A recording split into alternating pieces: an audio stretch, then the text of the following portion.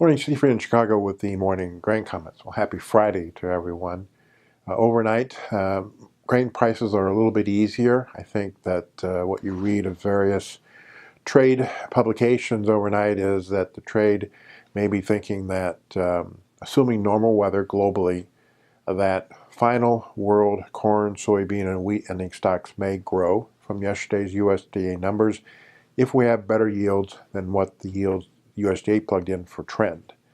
So a little bit of weakness in the marketplace.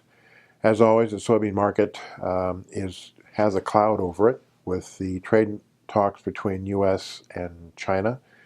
And as far as the corn market is concerned, I think that when we look at U.S. Midwest weather, right now, if I'm a corn plant and I'm planted, I think this is pretty favorable conditions.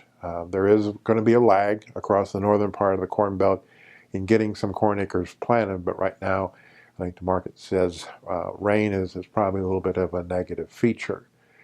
And in the wheat market, I think that favorable conditions around the world for other wheat countries, especially in Russia, is offering resistance to the wheat market. For the week, winter wheat prices, soft wheat Chicago here in Chicago is down about 22 cents.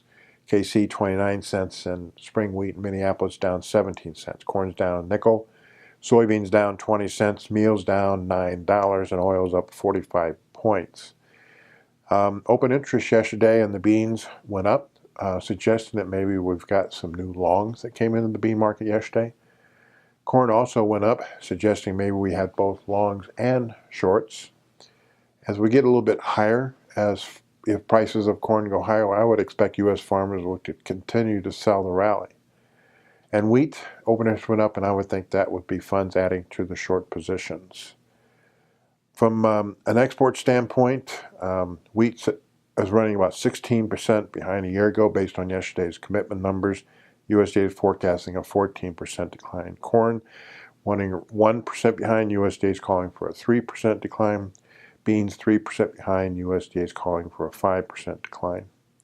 So all in all, I think that as far as trading weather, I don't see any problems over the next 30 days, which would limit the upside in futures. As far as USDA yesterday, the surprise was the big drop in global corn stocks. I think that some people think that they may be a little aggressive on the demand side. So we'll see if that changes at all down the road.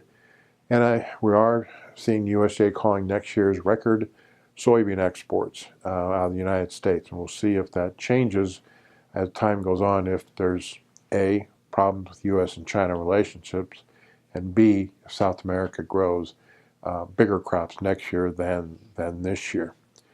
So we'll just kind of see how everything plays out. Later today, we will be doing a video with David Hightower and also with Dan Bossi to try to update people on where they think commodity prices are going. As always, these are my thoughts and not those of ADM or ADM Investor Services, and have a safe and profitable trading day.